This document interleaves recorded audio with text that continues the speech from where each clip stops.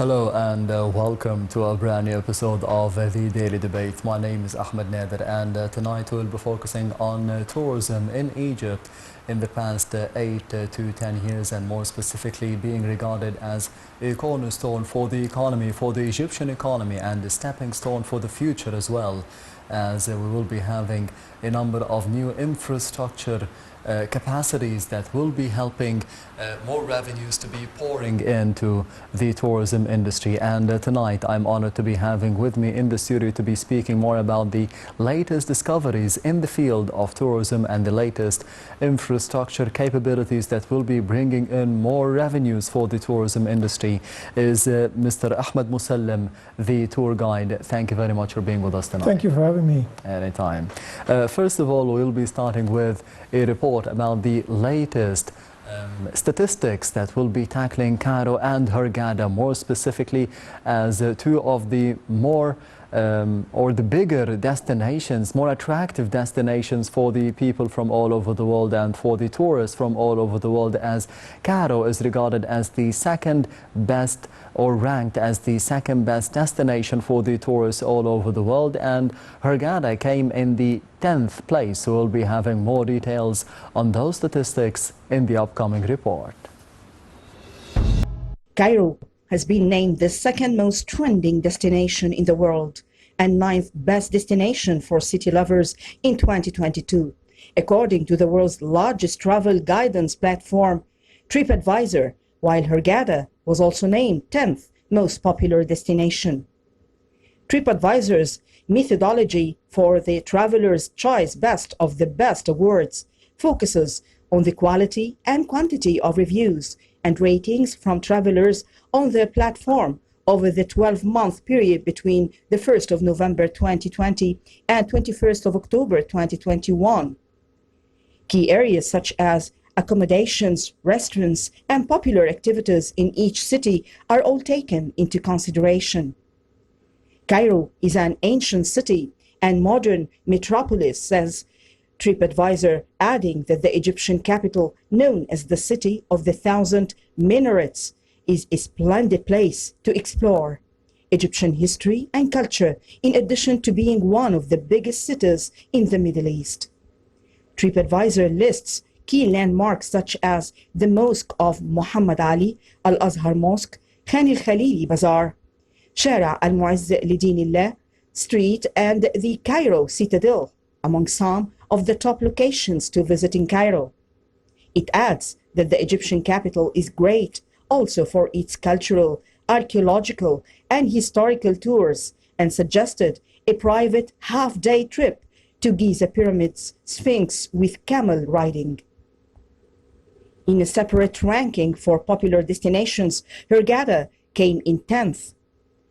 Its stunning coral reefs and turquoise waters that are perfect for windsurfing have made Hurghada on Egypt's Red Sea coast a busy resort town, said TripAdvisor.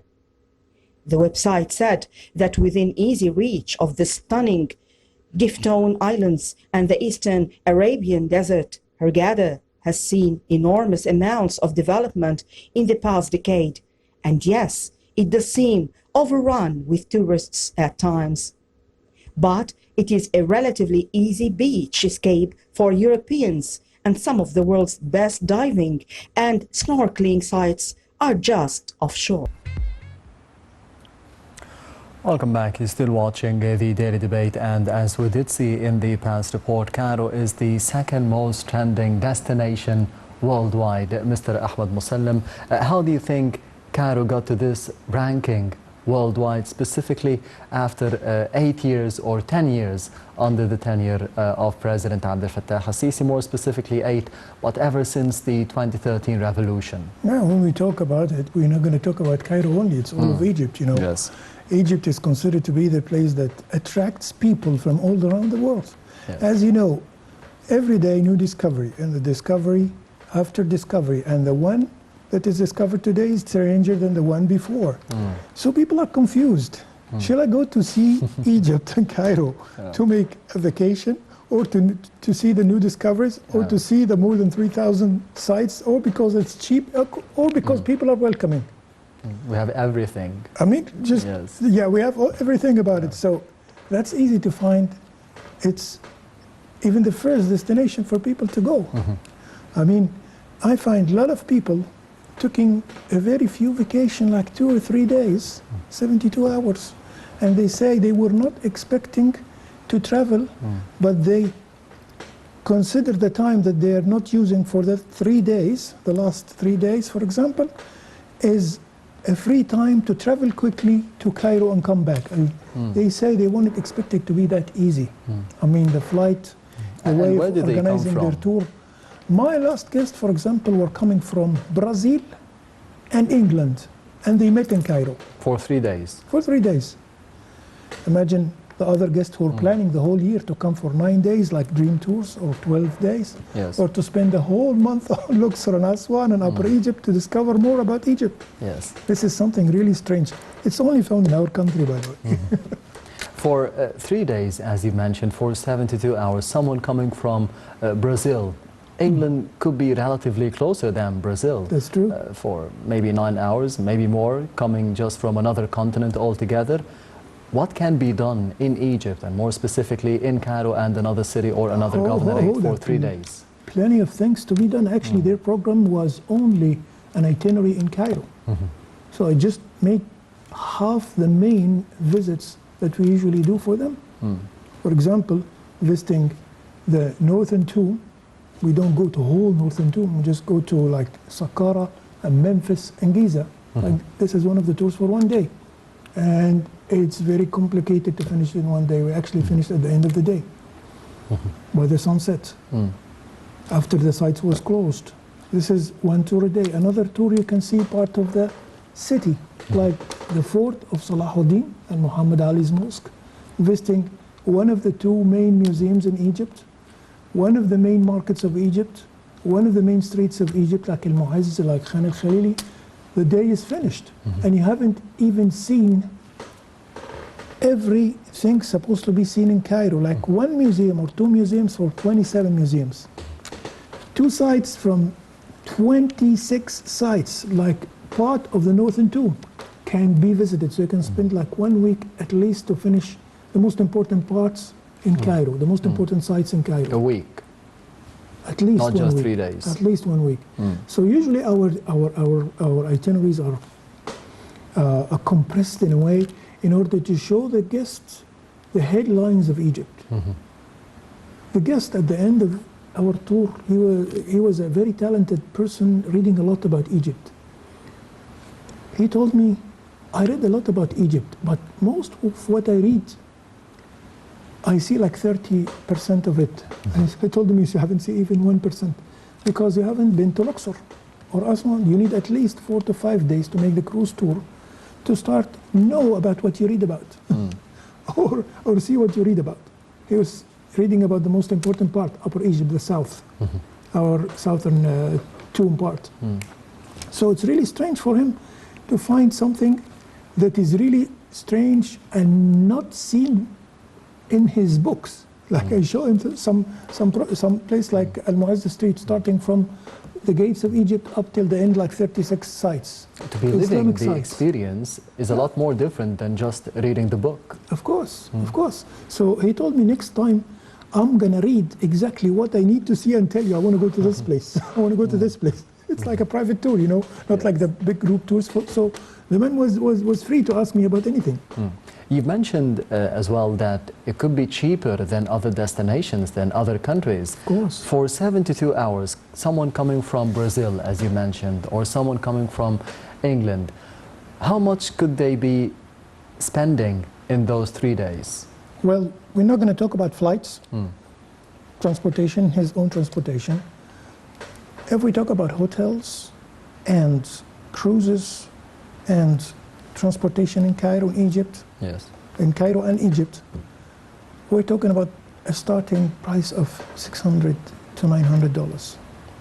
Some people spend less than $1,000 spending a whole week in a tour in Egypt. Some others, That's a good value for money. that's a good value for money and not found in any other country. But if you want a better tour, you can spend up till $6,000 and $7,000 in a week. But you still can find people can take a day in a hotel for $30. Yes. You can find a double room in Egypt for $35. This is really cheap comparing to any other place in the whole world. Imagine something for you, you won't expect. Heating in Europe is very costly. For example, it costs you for 1 week at least 250 euros. So nearly like 1,000 euro nowadays because of the high prices of the gas and the petroleum. And so in Egypt, when he come, he spent like 1,000 euros in 1 week, including the whole tour. Not just for everything, not just the food. Not just the food. I'm not talking about eating, talking about heating. Heating? Yeah, heating. Like to stay in a very cold place in Europe, for example, if it's 7 degrees, you have to have a heater and like a water tubes, very hot water tubes. And this cost a lot because of the natural gas, which is doubled more than 16 times in some European countries. Yes. So they pay, as I told you, 250 euros a week for natural gas only. So you can spend 1,000 euros a month for that. You can spend them here in a vacation. I mean, see the difference between our country and other countries. So we find a lot of people are coming from all around the world to enjoy the weather here. It's very warm. By the beginning of the season, when it's getting colder a bit, after September, I believe a huge number of tourists will be attracted to Egypt, and they're already booking their tours. For the weather? For the weather, of course. We usually say that we are a winter climate. Most of the people like the winter climate. Most of the people who like to see our monuments and sites and temples and tombs usually come by the time of the winter time. But for the first time, we're surprised that this summer we have a lot of foreigners as well, not just Arabs or Indians or people who like the hot weather in summer. The Europeans already came in 37 degrees and 40 degrees. Yes, you said that a lot can be done in 3 days, in 6 days, in a week. And yeah, of course, if you compress your as tour, much as you want. But if we speak about the 3 days and the 6 days span, how did the infrastructure that was undertaken under the tenure of President Al-Sisi, as you mentioned, it helped in moving people to different places faster? Of course, it helps me a lot. If you're taking now the tourist path, for example, the touristic path to the main sites of Egypt, like Giza, for example, I believe the day before yesterday, take it in like 13 minutes. If the traffic is bad and this path is not existing, the ring road was not enlarged, the new streets and underground and flyovers were not done, I usually take 40 minutes in this tour. So I won't be able to finish like 3 sites tour in a day, traveling from here to there, making more than 120 kilometers a day inside Cairo, unless I have this. Does it affect the tourists positively? Of course. To be seeing that there is change on the streets of Egypt? Yeah. I mean, before 2008, I've faced a lot of problems because of the traffic. Hardly can visit a site, and if you're late in a site, you cannot go in, and the tickets office is closed because of the traffic that is connecting from a site to a site. Now, I believe the government and the new strategy for the president is to make it more easier to connect the whole country together from all sides, from outside and inside. Yes. For the tourism, it helps. For the common life of the Egyptian, it helps. In every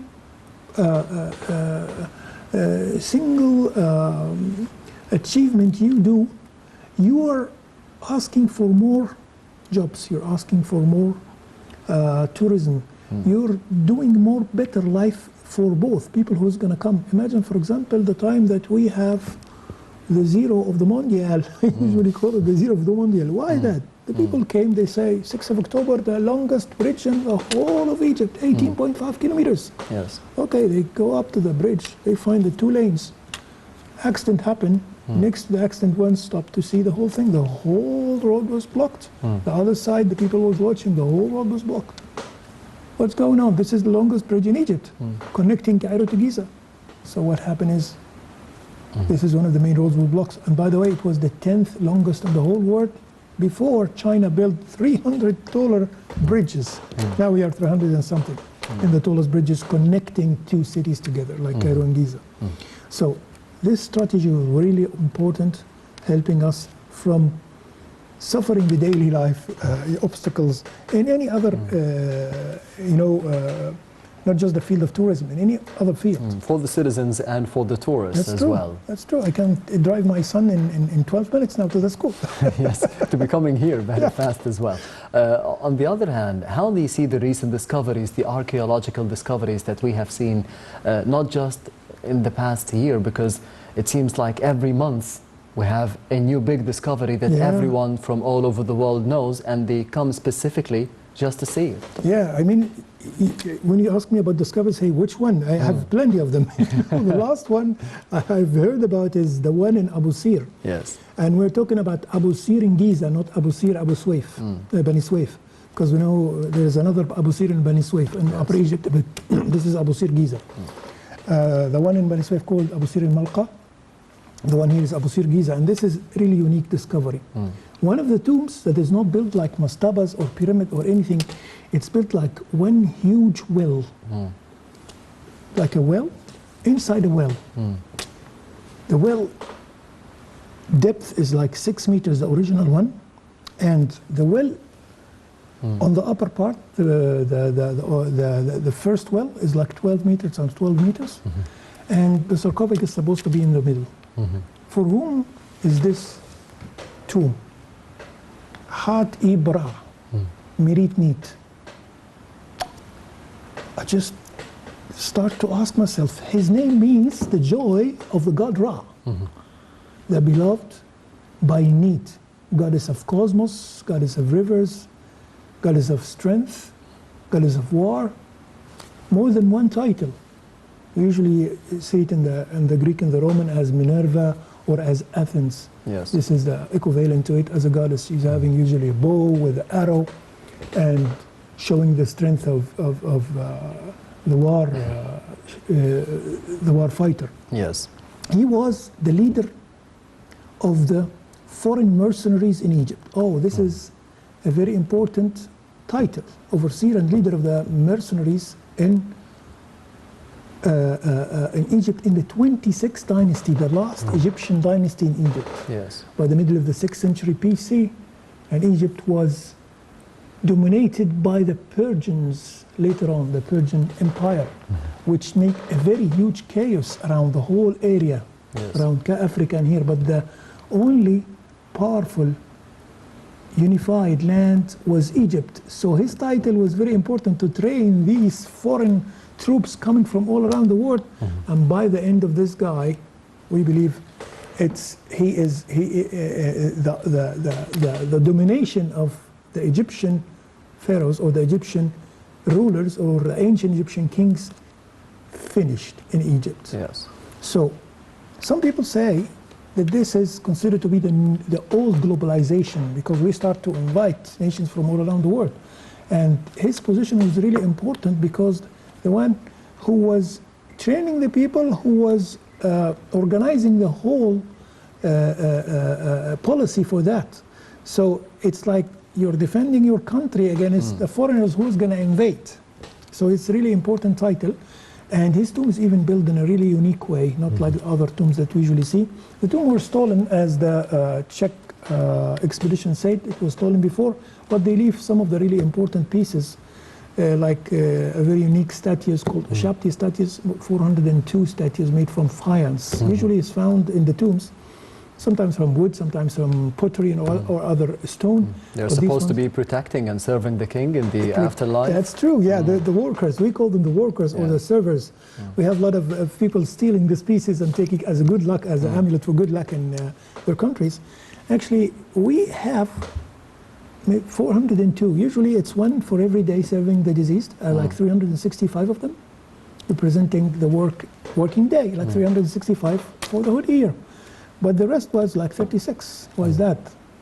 The week was 52 days. Maybe for the other 52? festivals. No, the week was 52 weeks in our calendar. But in ancient Egyptian calendar, the week was 10 days. So you have 36 of them. Those are the supervisor for 1 week. On the other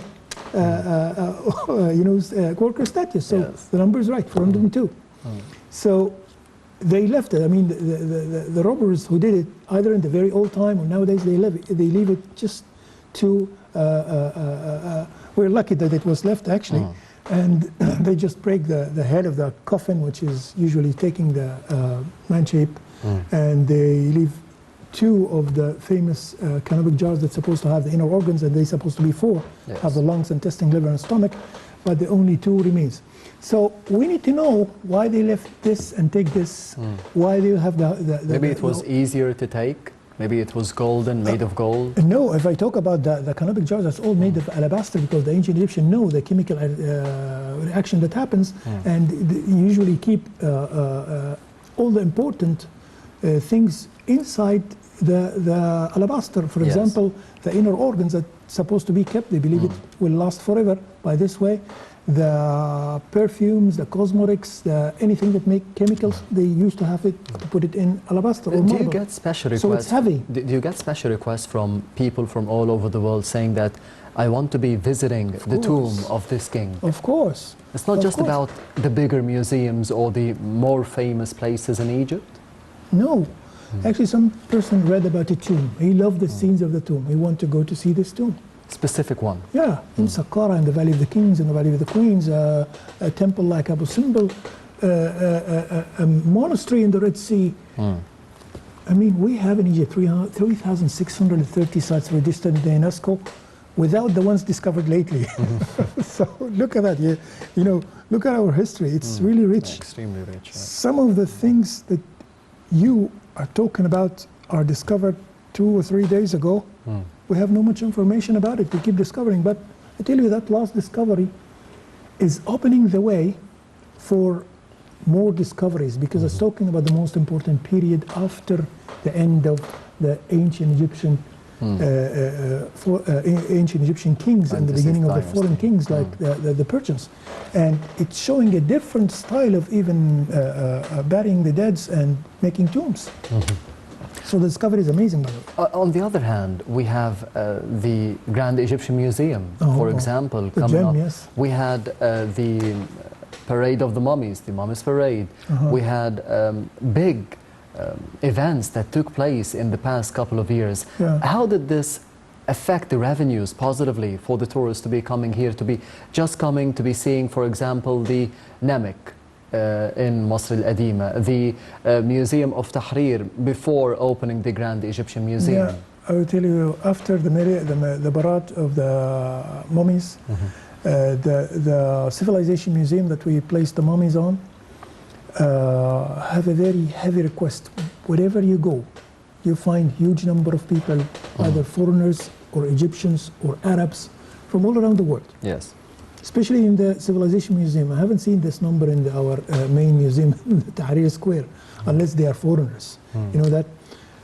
Talking about the gem is really important. The gem is the only museum that contain most of the history of Egypt now. A huge collection of Tutankhamun collection will be placed there. We already placed a huge number there. And the way of showing the way of artifacts, showing, of course, the this is what monuments. is different. The veterans is costing a lot to show the piece. Instead of putting a piece in a storage area, you can touch it or break it or write on it or something like that. I mean, the pieces that is going to be shown in this museum is not even placed in other museums. I mean, the size of it. You can see the size of a huge statues inside. The number to reach up to 100,000 pieces. Nowadays, they are preparing for one year now for the people who's going to work in the museum, the pieces that is placed in the museum. But to finish this museum, we need to finish the whole square of the Rimaya Square, the area of the underground, the metro, in order to be a very accessible, easier. Yeah, accessible and easier, and for the foreign guests that will come from all around the world, like some ministers, presidents. There would be an airport as well nearby. Of course, there's the Sphinx Airport, which is like 50 kilometers from there, which was a So it's easier to Egyptian get to the pyramids, the Sphinx, and the gem. Yeah, which was like an Egyptian air base for the military. Now, people do use it to make the parachute jumping from this base on the pyramid area. So it's like very close to it. Plus, it will be very important base for the tours. We call it the quick tours, like to spend one day coming by the plane. And get back. Going to see the gem, the huge Egyptian museum, then the Giza Plateau, then going back to another destination like Luxor, or go back to your country in less than one day. How do you see the change of vision before going to the other report of the daily debate for tonight? There is evidently a change of vision for how you tell the story of the artifacts, of how you make new museums, construct new museums like the National Museum of the Egyptian Civilization, the Grand Egyptian Museum, the museums like, for example, Sharm el-Sheikh, museums in Upper Egypt. There is a new vision. How do you see it? Yeah, this is really important. The vision is concentrating, this new vision is concentrating on learning people more about their history and make it easier for the foreigner to understand this history and the importance of it. The importance of it is like, you can go and search in a device, like a computer or something, to know more about it inside a museum. Like somebody can tell you a recorded message. Somebody can explain for you because there will be guides. In different languages. In different languages, yes. So the vision is like learning people to take more care about this piece. Like, for example, I don't know what is this piece important for. But if you find the right guide, you find the right technology, you will know about it. And Egypt history is rich. Monuments in Egypt are plenty. The Egyptian Museum used to have more than 160,000 pieces of monuments. Me, as a guide, I don't know all of them. I just say, oh, this is new for me. See that? So the idea is like to make people know quicker, know quicker.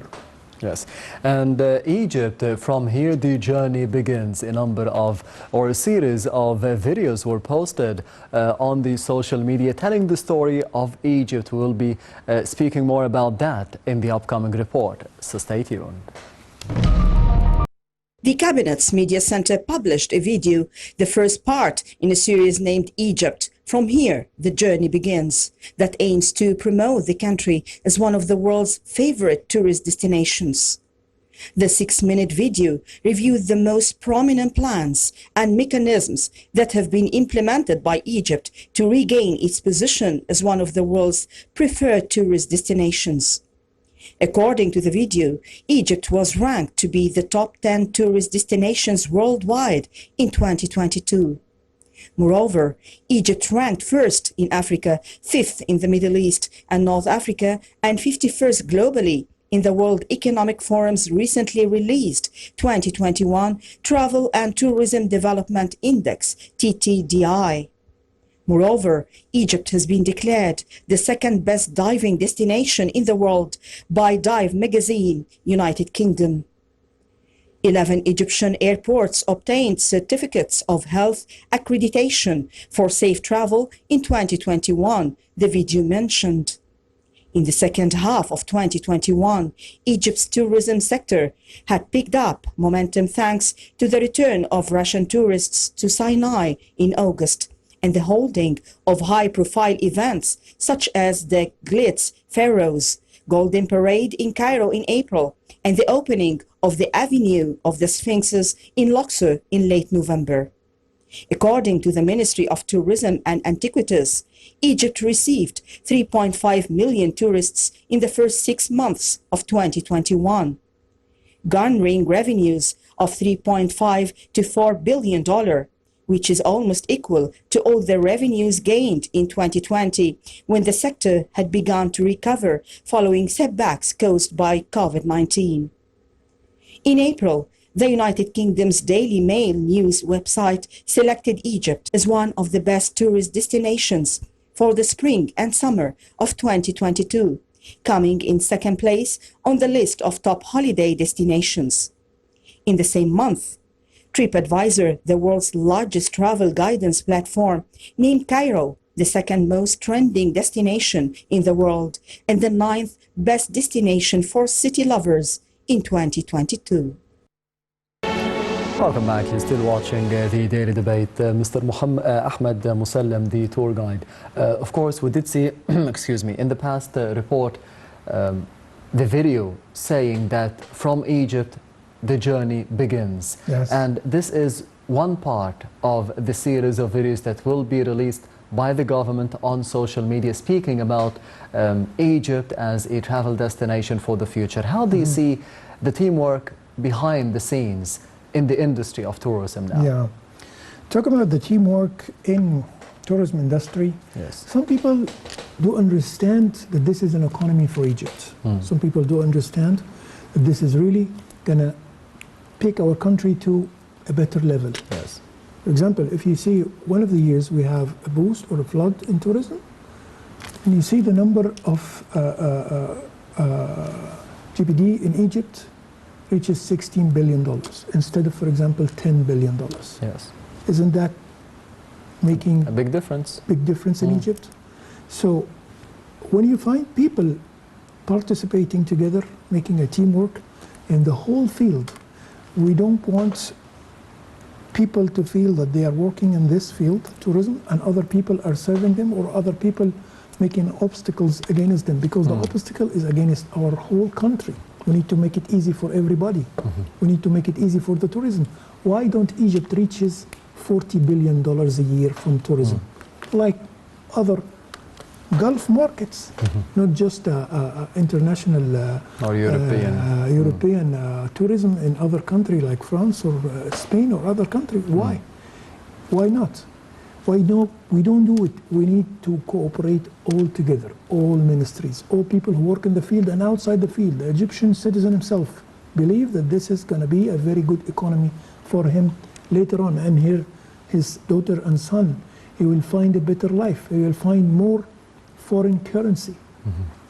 This is the idea, and the easier way to get foreign currency is tourism. And how to raise the awareness about the importance of tourism, not for the people who are working in this field, who are benefiting from this field and this industry, but for the people outside of this field, the normal people, the citizens living around the industry? First of all, the most important thing is learning and teaching people the importance of our culture and our civilization from the beginning, from the kindergarten, from a kid. I usually take my son to show him his civilization. Yes. When he get inside a tomb or a pyramid or a place that is really strange for him, he start to ask, what is this? Start to tell him what is the importance of this place for me. We don't worship this place, but it's really our history. We're not going to lose it. We don't want a generation that doesn't know much about our history, so we have to learn them.